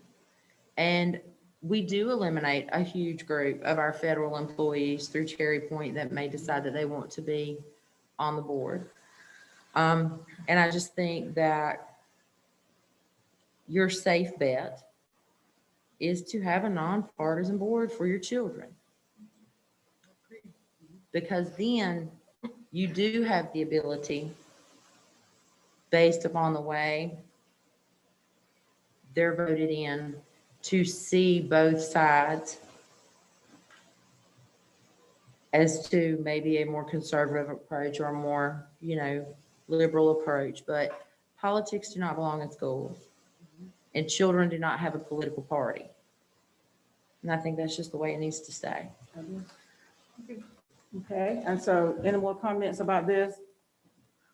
All right, we need to make a motion. I make a motion to approve the resolution. However, there is a typo that I did not catch before. It's really not a typo. It's just a thing from somebody who lives in Havelock, Marine Corps Air Station, Cherry Point. It's a Marine Corps base. It's just a little, it's just a Havelock girl. We can fix that. Yes. Okay. So we can get a motion? Yeah, I got a Can motion. I make sure I understand this? Okay. I'm not against it. I just like to make sure I'm clear. So, Mr. Lawyer, when someone does a resolution, is our resolution like counteracting their, oh, it's not, so it's just two separate things? Yeah. Okay, You're just saying what you think. gotcha. Okay, thanks. That's all I needed. Because if they were addressing something, I want to make sure we readdress it in our resolution. Okay. So I made the motion. Okay, can we hold on for Oh, yeah, that? sure. Okay.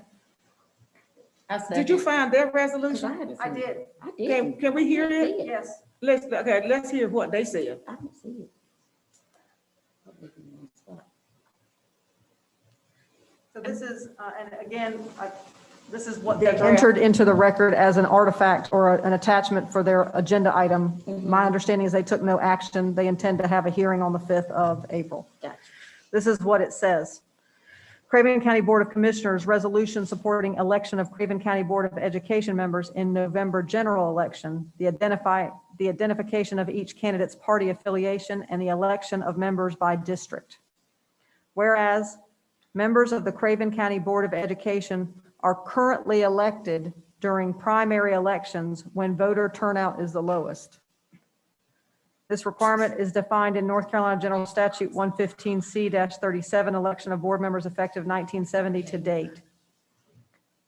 Whereas members of the Craven County Board of Education are elected in nonpartisan elections per GS 15C-37. I think it's 115C, there's a typo there. Whereas by holding nonpartisan elections on the current schedule results in the election of members of the Craven County Board of Education by the fewest voters in Craven County and withholds critical party affiliation from the voters.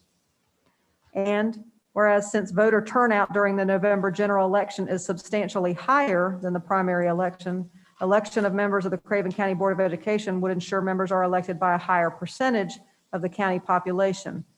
2014 primary election, 17.13% versus 2014 general election, 44.42%. 2016 primary election, 33.25% versus 2016 general election, 65.67%. 2018 primary election, 17.97% versus 2018 general election, 51.18%. 2020 primary election, 32.2% versus 2020 general election, 73.09% from the Craven County Board of Elections.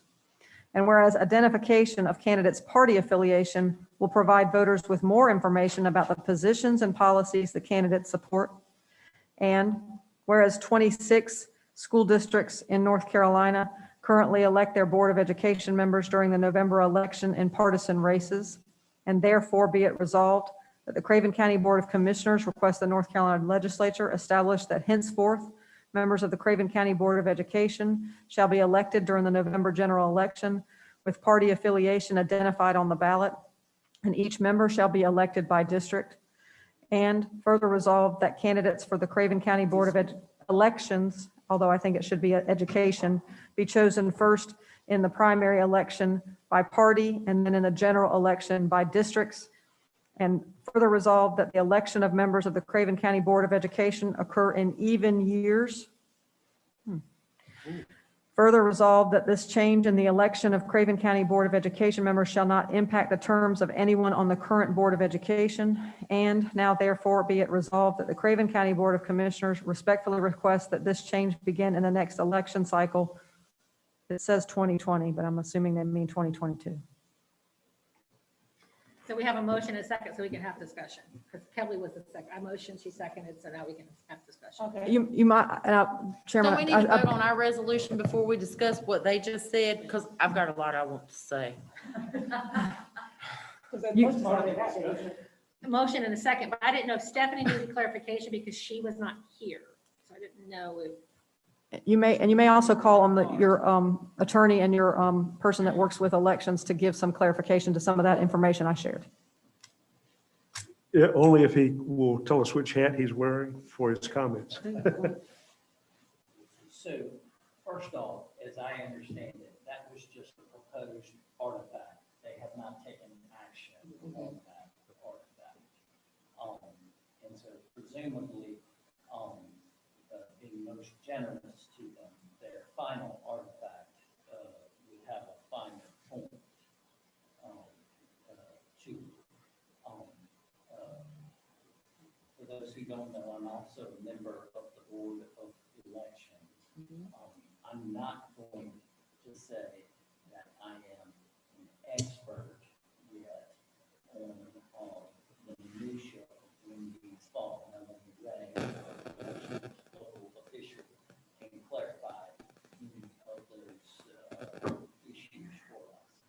However, ultimately today, I would encourage you to focus on what you want to say affirmatively and say. And then if it becomes necessary in the future to respond to a forthcoming another resolution, then you have an opportunity. This one is 2021-1. There's nothing wrong with having 2021-2 or 3 or however many times you deem it necessary to inform your constituents about where your position is on this very important issue.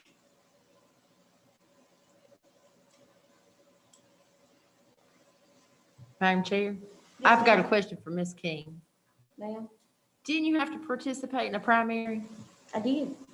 Didn't I have to participate in a primary? I think so. Didn't you have 3 people in your primary? I did. Didn't I have 5 people in my primary? Yes, Did you have to win your primary so you could go to the general election? I think that's how it works. So if you won your primary and you went to the general election, you were only supposed to have 2 people in the general election? But didn't you have 3? Okay, just checking. And I had 5 people in my primary. And then the top 2 We go. people were supposed to go to the general election, and I still stuck with my 2. Didn't you get about 22,000 and some odd votes? Don't tell everybody. 23. I'm sorry, 23. Don't tell Didn't you everybody. get- It's a secret. Didn't you get 23,000 and some odd votes? I think so. Didn't I get about the same number of votes? I think so. Didn't Representative Tyson get about that many votes too? I think so. Just checking. However, if you reflect back on the previous county commissioners election, they got in the neighborhood of 4,000 to 5,000 votes. I think I actually was giving them a little extra credit when I said 5,000, but it's because it's district only. I hate to do this to y'all, but I got a commissioner calling me right now. But they just said, the turnout for the elections was low for the Board of Education. When it was much higher than that. Yeah, Yeah. we're trying to make it higher. Well, there were a couple of oxymorons in there. Their numbers are wrong, so obviously they're going to do some redrafting. But that, It's But already been- I thought- maybe it's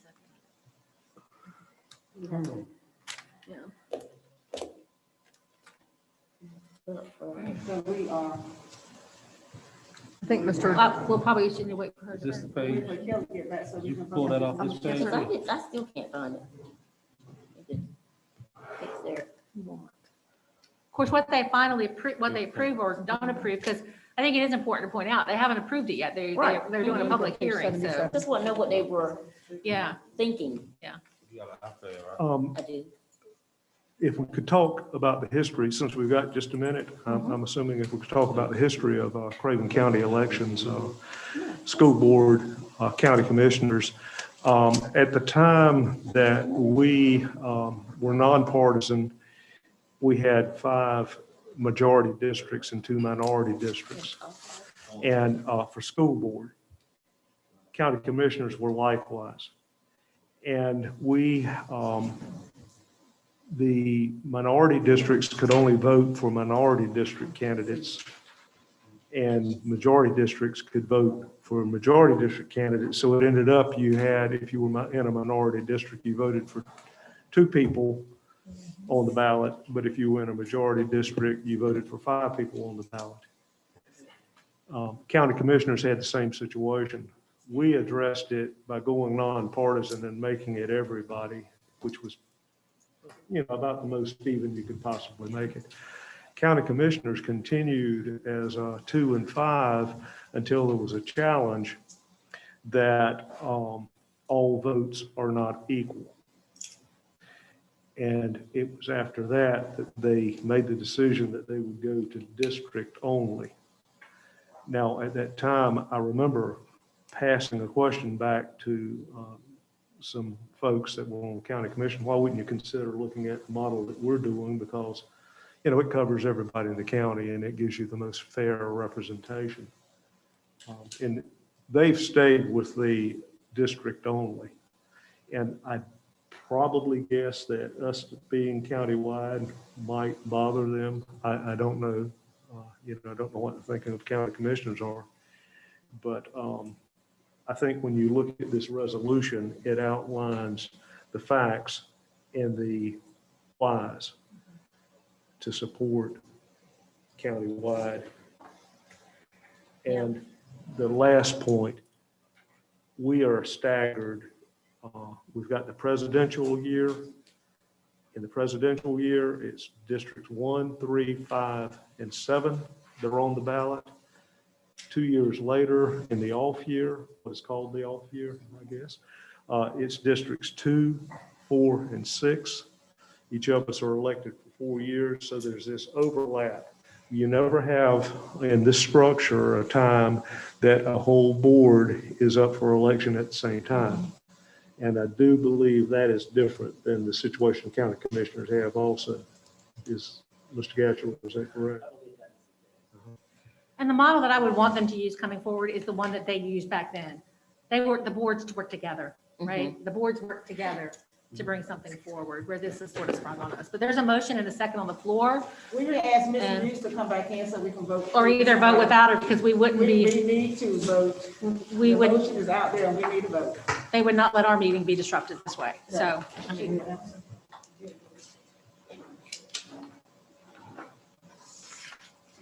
So do we need a roll call vote or is?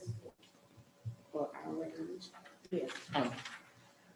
Do we need a roll call vote for the resolution? didn't sound like it, but we can. I don't think so, yeah. All right, I'm ready for it. Has been moved and second that we adopt. I'll call you the a little bit, resolution thanks. For the Board of Education to remain non-partisan. It's already been first and seconded. Okay. So- We just gotta roll it. So we're ready for the question. Yes. All those in favor Aye. of the Board of Education election remaining non-partisan, let it be known by say the regular sign. Aye. Aye. All those opposed, the same. Motion carries. We will present the resolution to whomever we need to present it to. Motion carried unanimously. Yes. So, Okay. All right. Let's, we didn't have any bidding items. Can I throw one thing out there real quick? Dr. Doyle, can you help me with something? So when our kids go back to school on April 15th, right? For us to maybe streamline stuff a little bit for teachers. When the kids go back to in-person learning, that's in-person learning, unless there's an issue, right? Like they can't just say that they want to stay home and lay in their pajamas today because they don't feel like getting up and getting to school. If you're in person, you're in person every day. Correct. You're not going to just go in person on Monday and then Zoom on Tuesday and go on Thursday. And then I'm not going on Friday because I'm getting ready for my 3-day weekend. They've got to go every day, right? That's correct. And an absence is an absent for in-person kids, and a present is a present for in-person kids, right? Yeah, I do want to make the distinction. If a child is quarantined, Right. they're absent and they can be And they can- receiving their instruction and they are Remotely. coded, yes, they're coded, present off-site. But it's only if they're quarantined, Correct. Right. only if they're quarantined. And so, you know how sometimes we have different schools that do things different ways, and they sort of take poetic license with They need to be addressed. instruction. And what I perceive to be what someone's saying and what Ms. Boomer might perceive someone is saying might be two different things. For principals for middle and high school, it's going to be laid out. If you're that in person, it's just like Right. we're not in pandemic mode, right? Unless a student is quarantined. That's Unless correct. they're quarantined. That's the only exception, right? And we'll be very clear about those guidelines. We have- And if they're in-person learning and they have an assignment due, it's due. Not, none of Just like this- it would be any other time. Perfect. Just wanting, because Right. And this is what we have been doing all along. This has been the guidelines all along, that if you are the days that you are supposed to be home, that's where you're supposed to be home. If you are home and then if you're supposed to be in school and you stay home, you're counted absent. Has that always been the guideline? That has been the direction by the department. That's been the direction by Craven County Schools. But I'm glad you brought that up because I'm sure, and if there are schools that are doing that, then it needs to be brought to our attention. Okay? We don't say do it now, but I'm just saying. If it's happening, you can't fix the problem. You can't fix the problem if we don't know who's causing the problem. I've had If we about know who's six, causing the problem, we can fix it. I've had about 6 or 7 teachers ask Okay, well, if we absence might- or absences and Follow the process and turn it over to the people that are supposed to be dealing with that. And I would say that those are concerns that definitely need to be coming to school improvement teams Right. if they're seeing those types of trends. So they can do the research. Thank you for that information, however. Okay, I did have one bin item, if that's okay. sure. I had a note from, and Dr. Doyle may know more about this than I do, but from Bruce Mildorf, who is the, in charge of legislative affairs with the North Carolina School Boards Association. And he's received information that the name of the Craven County bill affected, well, I'll just read the name of it because it's pretty self-explanatory. COVID impact on Craven County school calendar. Okay. And that's an important change because the focus is on the academics and not on some variance to the calendar rules. That's great. Thank you, Ms. Apple. Thank you. We didn't have any public input, so there was not a need for it to discuss that. Mr. iPod just gave his bin item. Now we have our celebration. Am I on target here? Yep. Okay, now we do our celebration. Okay, so we can, what would you like to celebrate tonight? What has happened and what good news, what would you like to celebrate? I'll be last. I'll be happy to start because I have, y'all know it's been a rough month at my house.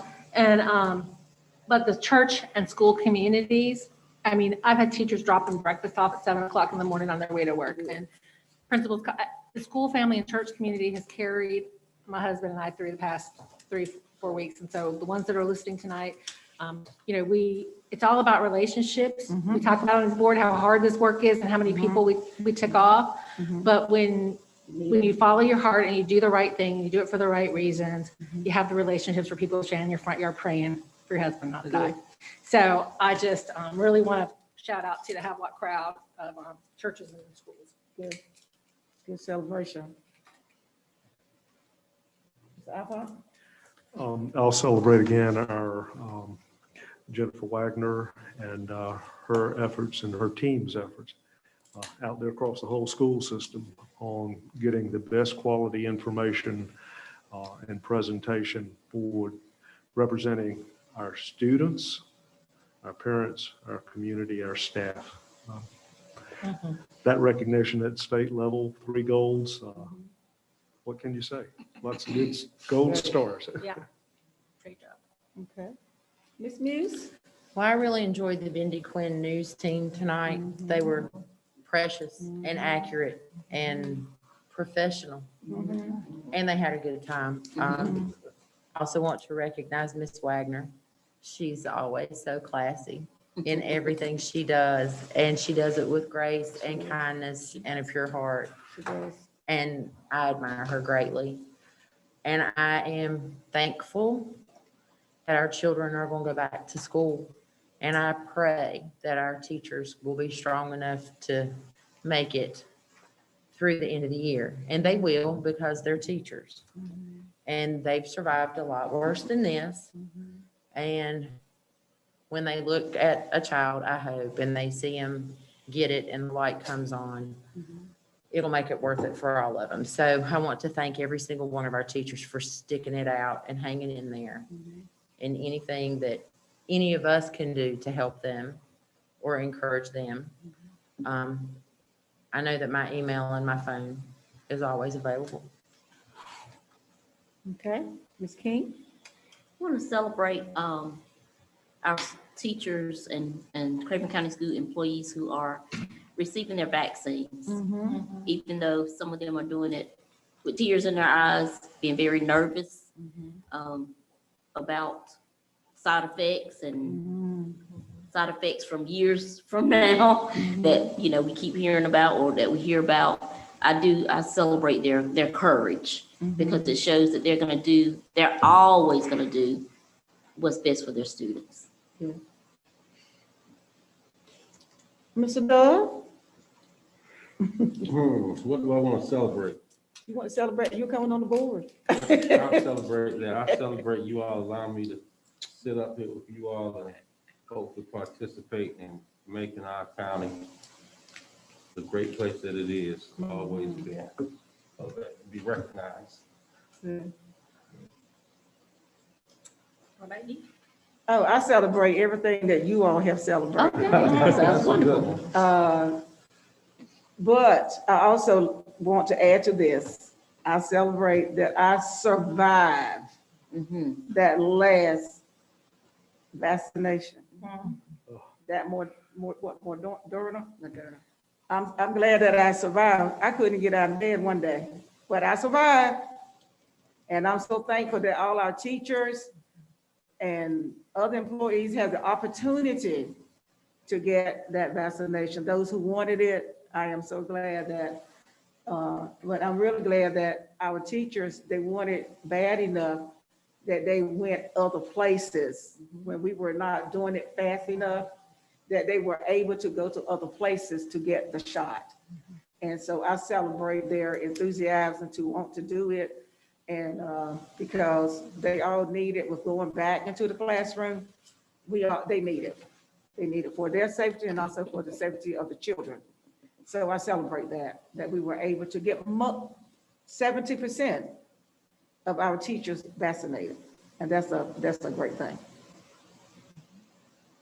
And I do celebrate having another male on the board.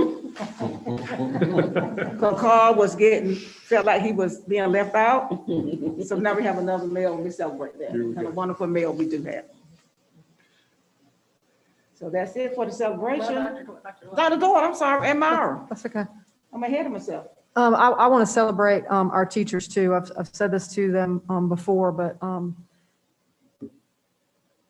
it really is a testament. We've learned over the last year how critical they are and how critical that their proximity is to children. That they need to be in the presence of children and really more importantly, that those children need to be in the presence of our teachers. Yes. I'm just so proud of the work that they've done this school year. I pray that they do not have to do this level of work in the next school year. But I'm very appreciative for that. I also want to express some celebration for Ms. Wagner as well. She made some videos that I'm sure she did not plan to make in getting her awards. One of the gold awards was for how to get on the bus safely and get your temperature taken, and how to enter the school safely and get your temperature taken, and all the different protocols. And, you know, she did that and made it look fun for kids. And so I think that really was a testament to her work and as Ms. Muse said, the joy that she brings to her work in Craven County. And then finally, Dr. Miller has been working very hard on getting ready for her leadership academy this week. And you can see the teacher in her because she has got every little folder organized, dots in different colors all over the place. Everything is perfectly organized. And so I'm eager to see the great learning that our school leaders are going to do under her leadership. So I appreciate her as well. She didn't get Teacher of the Year for nothing. I'm sure she will. Can I speak up? This is Gail Hardy. Yes, ma'am. Just quickly, I appreciate, and I know the teachers appreciate all the support, but you know, I want to celebrate our students because we're powering through and figuring out, and they are as well. I have students that I talk with daily who are working an extra job to help their families out, and still showing up for Zooms and trying to to be their very, very best. And they're in situations that they didn't ask for, nor are they always prepared for. But I tell you what, the youth of Craven County are resilient, and they're strong, and they're intelligent. And I'm so proud of them. So I'd like to celebrate them and all the work you do for them. And that's why she was Teacher of the Year. I do have one more celebration. I celebrate that we all were able to make it to this meeting tonight, that the storm didn't come. I don't know where it's out there yet. But we were able to come because at one point I thought that I was gonna be home on Zoom. And I did not want that. So I celebrate the fact that we were blessed to be here tonight for this important meeting. I do celebrate that. That's it for celebration. Dr. Doyle, will you do our plus delta for us? Certainly. As the board considers its mission, what worked for you this evening in furtherance of that mission? What she just said, it was nice to be here instead of part of us virtual, part of us.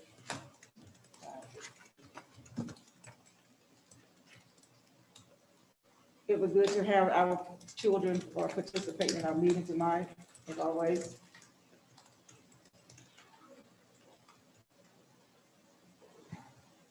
I think the tech improvements to focus on the people that are talking is a really good improvement in this environment. And Mr. Silvera's background music as we come in sets a nice mindfulness, as we come in. Again, we all listen as an ally. I think the different perspectives that the board has individually.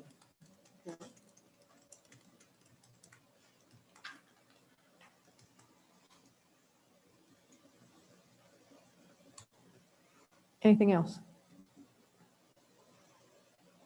I like the presentation Dr. Doyle gave us, the information with her collaboration with the administrators to help us, easier for us to make a decision about return to Plan A.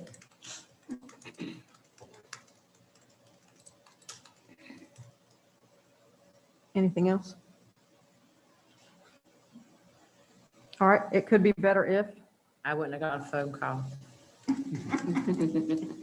But it was an important phone call, and I did learn something while I was on it. If Ms. Clark had been here with Ms. Turner. She celebrated.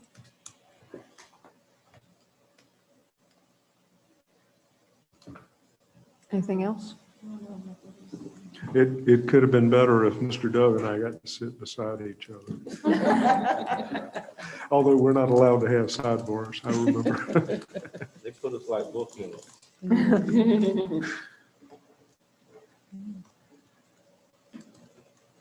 All right, what worked was it was nice to be able to be here in person considering the weather. Good to have our children participate in our meeting, and this evening, as always, technology improvements to focus on who is talking is a great improvement. Mr. Silvera's background music sets a peaceful and mindful mood when we enter. We listened as an ally, different perspectives that the board has individually, like the presentation provided about the opening or reopening, collaboration with administrators to make it easier for us to make a decision to return to Plan A. Deltas, if there wasn't an interruption, missing Mrs. Clark, and if Mr. Dove and Mr. Ipot got to sit next to each other. That's all I have, Chairman. I have one more plus. Okay. And that I applaud these cabinet personnel. They have been here since probably 7:30 or 8 o'clock this morning. And they are still here participating, even though they didn't have, of course, Dr. Diggs didn't have to answer questions, but other than that, we appreciate you all. We appreciate the hard work that you're doing, and we appreciate you all staying through this. You could have said, I'm going home because of the storm. And Wendy lived in the country like I do, but she's still here. And so, but we are so thankful that you all are still here too. So we appreciate you being here tonight. And that's all I have, Chairman. Make a motion, we adjourn. I make a motion that we Second. adjourn this meeting. Second. It has been moved and seconded that this meeting is adjourned. All those in favor, let it be known by the regular sign of saying aye. Aye. Anybody want to stay, say nay. You can stay by yourself. Yeah, y'all We are can stay. going home. Y'all have a